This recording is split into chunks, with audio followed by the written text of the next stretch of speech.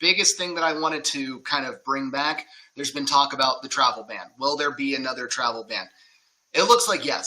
Pretty much, it seems, if not set in stone, then absolute, then close to, that there's going to be some new iteration of the travel ban that's released shortly after the inauguration.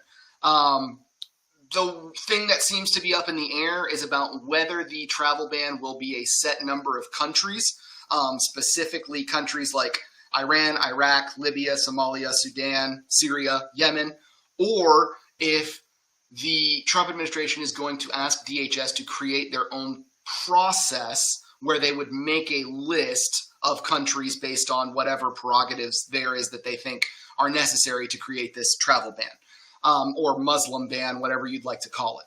So the travel ban is going to come back. It's just basically what countries are going to be listed on it.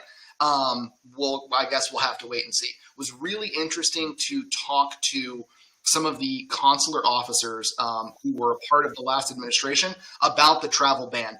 The way that travel ban initially worked, it was a lot of stop and starting, meaning, it was instituted, it was stopped, it was instituted, it was stopped. There's a lot of confusion, not only at the consulates, but even at CBP. I think people, if you remember, there was, days where there were protests at airports because people were not being let into the country because of all of this confusion over who was admissible and who wasn't admissible.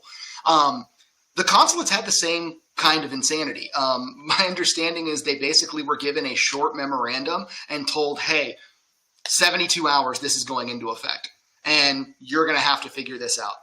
One officer actually went so far as to say that it was not until 6 months into the implementation of the ban that they received a formal training, which I think anyone in any profession would have to say that's insane, but the fact of the matter is we saw with this previous administration, it's a lot of just shoot first and ask questions later. We're going to go try and do X, and you figure out a way to make it work, or it gets stopped and then we move on.